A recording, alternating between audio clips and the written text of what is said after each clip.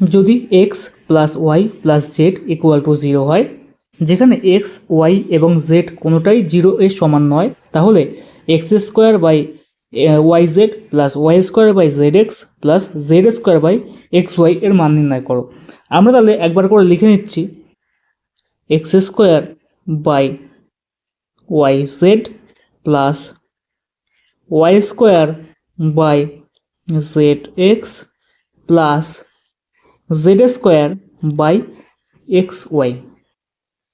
দেখো, আমরা একটা সূত্র জানি, সেটা কি, যদি x plus y plus z 0 হয়, তাহলে এক্স এস cube plus y cube plus z cube সমান সমান হবে কী হবে, 3xy জেড। এটা আমরা কিন্তু জানি, এই সূত্রটা আমরা সবাই মোটামুটি জানি, ঠিক কি না? তাহলে আমরা এইখানে লিখতে পারি, যদি এই সূত্রটা আমরা কমপ্লিট করতে চাই তাহলে আমরা এটা এভাবে লিখতে পারি,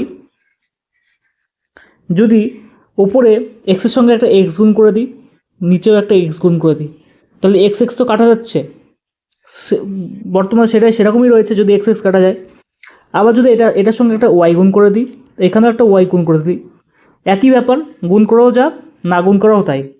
এখানে একটা জেড গুণ করে দিই, এখানে একটা জেড গুণ করে দিই, তাহলে কি হচ্ছে আলটিমেটলি, এক্স এস cube by x y z plus y cube by x y z plus z cube by x y z.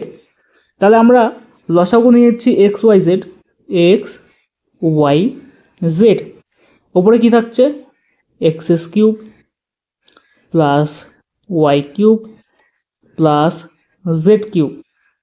তাহলে আলটিমেটলি কত হচ্ছে, একটু আগে আমরা বললাম যে যখন এ প্লাস বি বা x plus y plus z যখন 0 হবে, তখন আমরা কি করতে পারি, এক্স এস cube plus y cube plus z cube সমান সমান 3xy জেড, এই সূত্রটা আমরা বসাতে পারি। দেখো, এই 3xy জেডটাই নিচে বসে আছে, এইখানে নিচে বসে আছে, তাহলে আমরা লিখতে পারি এটা সমান সমান 3 লিখতে পারি।